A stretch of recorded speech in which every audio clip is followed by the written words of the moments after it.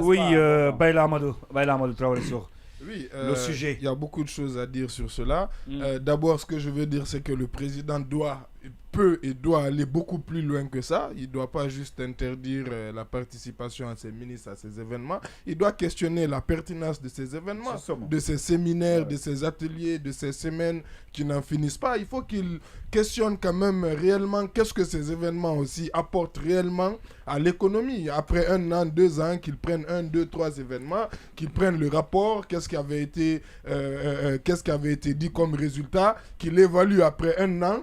Et suite à cet événement-là, qu'est-ce qui a été fait, qu'est-ce que ça a rapporté. Et vous verrez que la moitié de ces événements déjà doivent être purement et simplement annulés. Parce que concrètement, en général, il n'y a pas de résultat concret. Donc, il doit aller au-delà de la simple participation de ces ministres, mais on doit questionner la pertinence de tous ces événements. Ça, c'est une première des choses.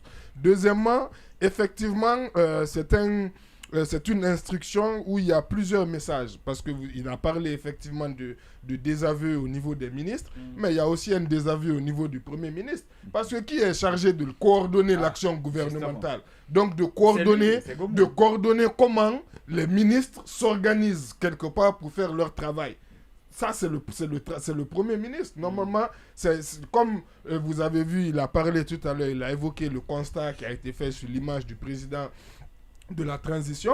Ça aussi, c'est un constat qu'aurait pu faire normalement le Premier ministre, parce que c'est lui qui est chargé justement de coordonner, d'organiser. Non, c'est pas lui qui a fait. Le constat dont on parle là sur les événements, ça c'est le constat du président de la transition. Et c'est un constat, justement, je dis comme pour l'image du président, le fait, la participation des ministres à des séminaires, ça c'est donc l'organisation, l'agenda des ministres, c'est quelque chose qui relève plus du Premier ministre que du président de la transition. C'est pourquoi d'ailleurs moi je ne suis pas choqué quand j'entends que le président ne doit pas recevoir de ministres. D'ailleurs il doit recevoir des ministres qu'exceptionnellement, que vraiment quand il y a des cas, des dossiers complexes, ou alors les ministres régaliens aussi, c'est-à-dire il y a 2, 3, 4 ministres où on sait que, comme on dit, c'est du domaine réservé. Le cercle restreint. Voilà, c'est du domaine réservé. Sinon les autres, c'est le Premier ministre qui est l'interlocuteur privilégié. Donc cela aussi effectivement dit que d'une part c'est une sorte de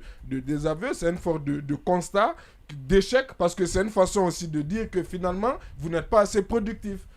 Les ministres, vous n'êtes pas assez productifs, et peut-être que c'est entre autres parce que vous participez à trop d'événements. Donc je pense aussi que justement pour ça aussi, si on constate une non-productivité, je pense qu'après 2 ans quand même, franchement, il faut quand même changer les choses. Il faut changer les choses. Il faut changer. Moi, je pense on ne peut pas continuer à dire à peu près les mêmes choses, à faire des reproches. Non, moi, à titre personnel, je pense qu'il est temps quand même de changer pratiquement la moitié du gouvernement, et même le Premier ministre, pour imprégner une nouvelle dynamique dans plusieurs secteurs, pour pouvoir avoir pour donner un souffle nouveau. Un souffle nouveau. Après 2 ans, c'est vraiment logique. Et là, ça commence à tarder. C'est comme si la machine est quelque part sclérosée.